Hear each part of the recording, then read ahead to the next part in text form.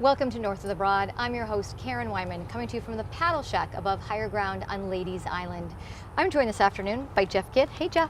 Hello. How are you? I'm doing fine, Karen. Thanks. Nice to see you. You're representing, yeah, absolutely, the Beaufort History Museum and Low Country Phone Directory this afternoon on our show. Correct. Man of many hats. Yeah. You've been a board member for this organization for a number of years.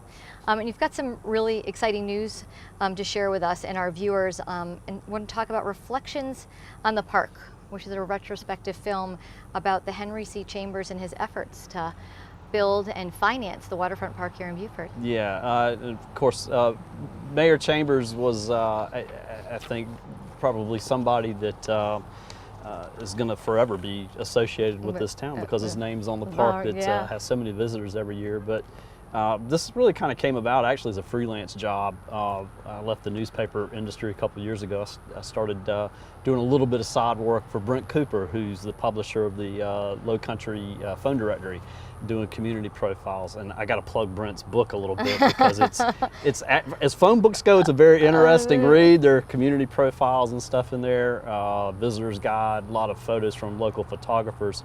But he's hired me to do some freelance work for that the last couple of years, and this year he asked me to profile Mayor Chambers, which is an opportunity, an assignment that I really enthusiastically accepted because somehow I managed to be an editor at the Beaufort Gazette and the Island Packet for like 25 years, and I never interviewed Mayor Chambers. In fact, I don't think I'd really even had much of a substantial convetion with him before. So it was definitely the one that got away. Yeah, it was, and so this was a good opportunity to speak with him. I interviewed him in November, but as a board member, I saw also an opportunity to do a little cross promotion.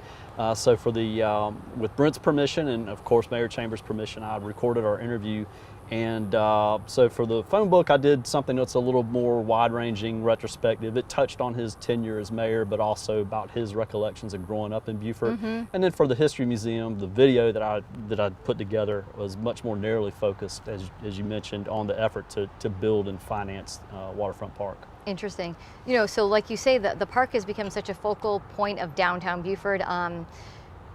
You know, living here just now for 10 years, it's the first thing that you encounter or an experience when you come to visit Beaufort. You know, and if you go out to dinner anywhere and you're looking to create a family and be part of a community, it's just such a central part of all the things we do here in Beaufort, and probably people don't know a lot about it. So, you know, share with us some of the things that you learned and what was it like interviewing him, and how he obviously had a lot of obstacles to overcome with the size of this project and the price tag. Well, I mean, I think, you know, there are probably people who were born in Beaufort at this point who don't really remember or realize that there was something else there before the park was there, and really, and to use the mayor's words, it was a derelict mess. It was an old wharf. It was kind of becoming an economically depressed area. So by the time Mayor Chambers was elected I think in 1969, it had already been a decade had passed where they were worrying about what are we going to do about downtown, how are we going to revitalize it. I think one of the ideas was to run a road parallel to Bay Street and provide additional parking for the merchants, which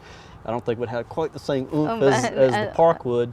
But he came into office with a real vision for what he wanted to accomplish there, and I think two things really kind of helped make it, bring it to fruition. One was just the force of his leadership.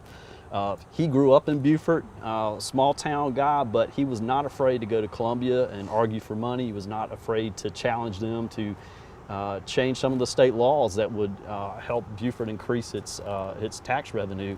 And he wasn't afraid to go to Washington, D.C. at his own expense, on his own time, to rub shoulders with Senator Thurmond or Senator Hollins, and again, to ask for that money. So he was definitely an advocate for his hometown. But I think the other thing too is, again, I mentioned the vision.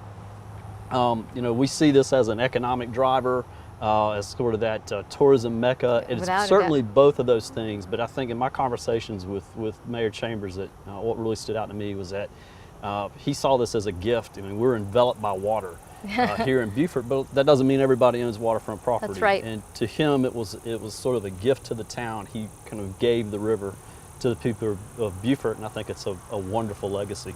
Yeah, and it's certainly one of the things that we all think about when we think about Buford, whether you're just Absolutely. passing through and you have visitors who just come for, a day or two, or someone that lives here and drives over the bridge every day and looks down to her left and sees that, just sort of reminded of what a true gift it really is to our community. So has the video been well received? It has, and actually I made it with an eye towards posting it to our Facebook account. I think the runtime on it's about 11 minutes, which is getting kind of long for Facebook. That's more YouTube range, but I think we've had a Facebook page for probably 7 or 8 years, and this is far and away the most popular piece of content we've ever posted to it. So that was gratifying. But even beyond that, this is something that we can incorporate into a future exhibit. It's something we could show at special events. It's something we could post again on social media at an appropriate time. For example, on the eve of the next water festival, or to commemorate the mayor's contributions. Right. Well, certainly those second or third graders who are studying their state and local history or their community history would be a great segue, into some local community history, politics, a little something to add to some school kids. Anything interesting that Mayor Chambers shared with you, or you were surprised by during your time interviewing him? Yeah, a couple. I don't want to give away video content, but there were a couple of responses. Any spoilers? Well, I think he spoke with the confidence of somebody who is secure in the contributions he had made to his hometown. So he could be blunt. I asked him a little bit about were there people did he get any pushback when you started going to from the small government types going to Washington D.C. and asking for money. He harkened back to the Civil War, and his response on that was kind of an interesting response. And I asked him too about the environmental challenges of getting the park built and whether he thought it could be done today. It wasn't a derogatory term that he used, but he was pretty blunt about what he thought his prospects would be of doing that. So it was an interesting conversation with him. Well, we so much enjoy having you and all the work that you do here in Buford and the surrounding area. Thank you so much. Thank you for having me. You're welcome. We'll be right back with our next guest on North of the Broad.